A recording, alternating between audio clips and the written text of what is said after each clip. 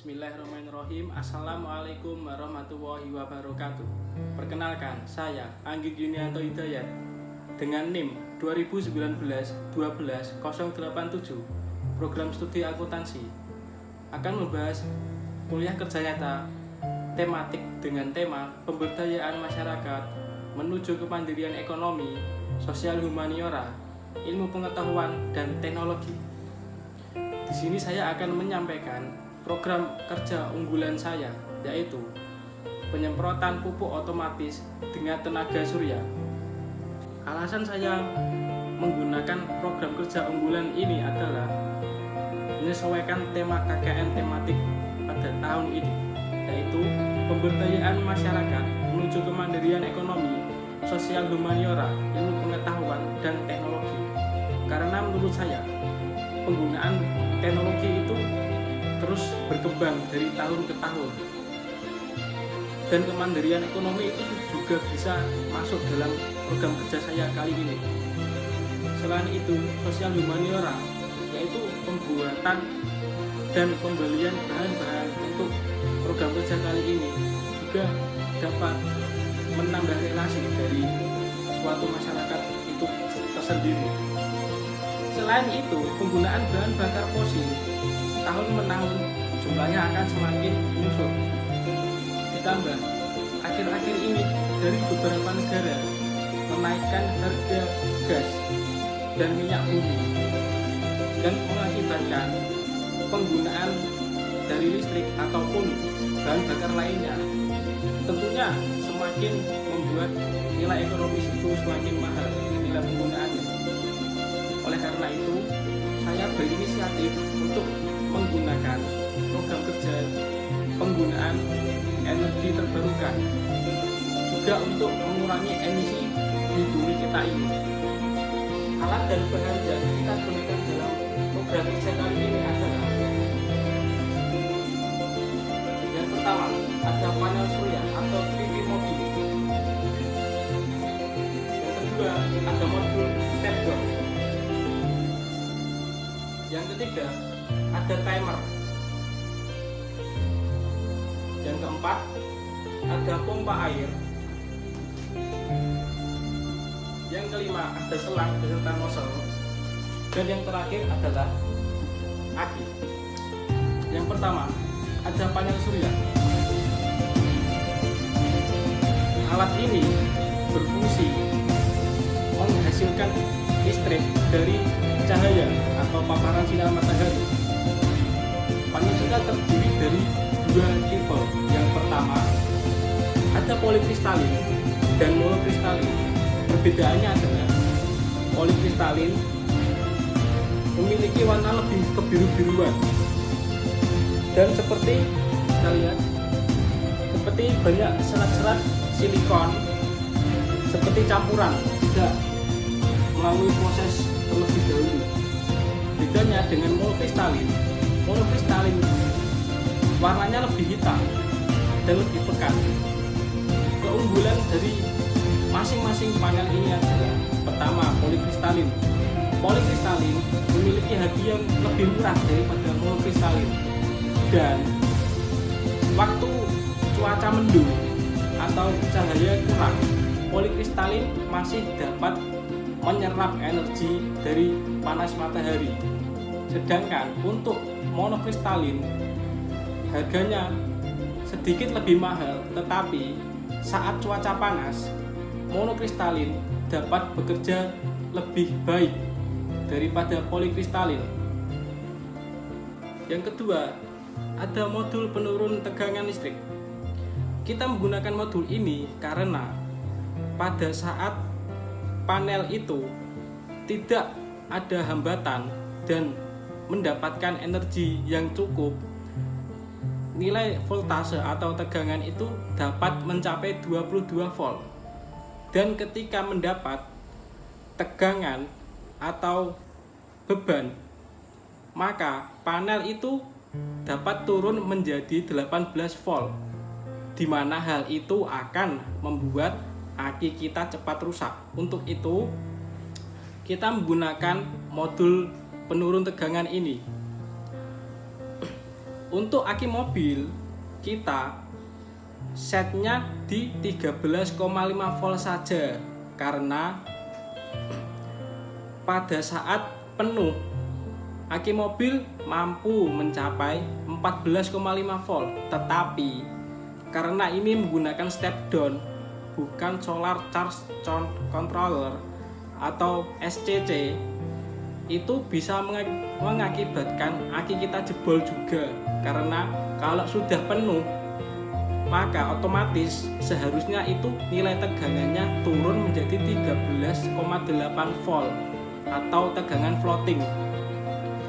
Karena kita menggunakan budget yang cukup murah, kita menggunakan step down saja sudah cukup. Kita set di voltase 13,5 volt. Selanjutnya adalah timer. Alat ini berfungsi untuk menghidupkan dan mematikan pompa secara otomatis. Kita bisa atur di sini kapan, jam berapa pompa menyala dan pompa mulai mati. Kita bisa atur pada hari Senin sampai Minggu, terserah kita sesuai kebutuhan saja kalau untuk pengaturan ini. Ini menggunakan arus 12 volt AC maupun DC dengan relay maksimal 16 ampere. Untuk itu kita lanjut ke bahan berikutnya. Selanjutnya kita ada pompa. Kita di sini menggunakan pompa 12 volt dengan arus maksimal 2 ampere, yaitu sekitar kurang lebih 24 watt. Kita menggunakan alat ini untuk mensuplai pupuk atau air ke masing-masing tanaman dengan menggunakan selang dan nozzle, baik itu nozzle semprot ataupun nozzle dengan debit air yang tinggi. Dan yang terakhir adalah baterai. Untuk baterai sendiri, ini menggunakan baterai dari otomotif. Tapi saya tidak menyarankan untuk menggunakan baterai ini, karena baterai ini diperuntukkan untuk starter awal dari kendaraan atau penggunaan apel yang besar atau beban kecil yang besar. Untuk penyimpanan yang deep cycle atau penggunaan pengurangan dari kapasitas yang banyak itu sendiri, sebetulnya ada jenis aki yang tersendiri, yaitu aki deep cycle atau VRLA. Bentuknya sama seperti aki pada umumnya, tapi yang membedakan itu lebih berat dan lebih mahal. Untuk aki sendiri, DOD atau nilai discharge maksimal itu disarankan 50%. Semisal kita menggunakan aki 12 volt 100 ampere, itu kita dapatkan sekitar 1,2 kWh. Untuk itu kita penggunaan discharge caranya atau arus kontinunya sekitar 0,1 dari kapasitas aki. Kalau aki Anda kapasitasnya 100 ampere, discharge current-nya itu sekitar 1 ampere atau 10 ampere atau 12 watt gitu, 120 watt, maaf. Hal itu dilaksanakan untuk menambah usia pakai dari aki itu sendiri. Aki ini sendiri memiliki usia pakai 2 hingga 5 tahun. Tetapi jika Anda memiliki budget yang lebih, saya sarankan menggunakan baterai tipe lithium atau yang sekarang ini LiFePO 4. Harganya juga tidak terlalu mahal dibandingkan dengan aki VRLA sendiri. LiFePO 4 memiliki usia pakai yang sangat jauh, bisa sampai 15 atau 20 tahun dengan nilai DOD lebih besar daripada aki, yaitu mencapai 80%. Dan arus kontinu kita bisa sedot sampai 1C atau 2C.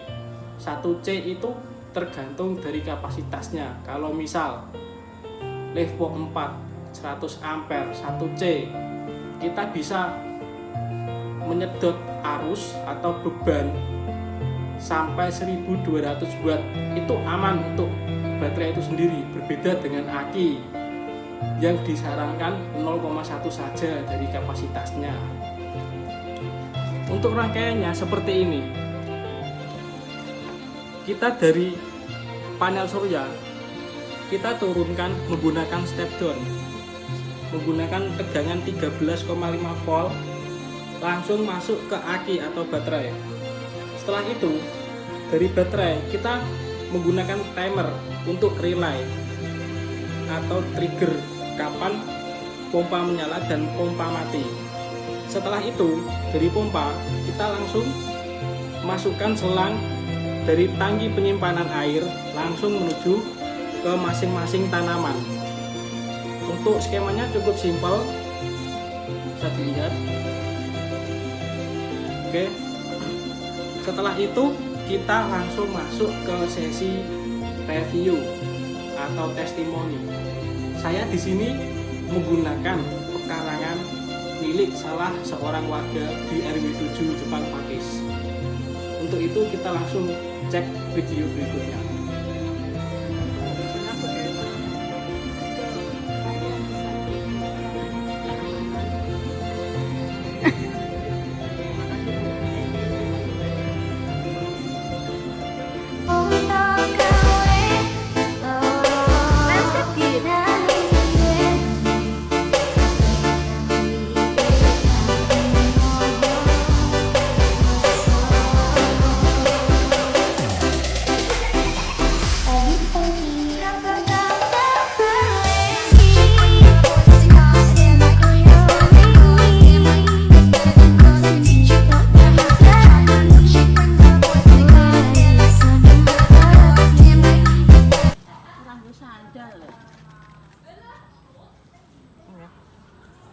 Wes.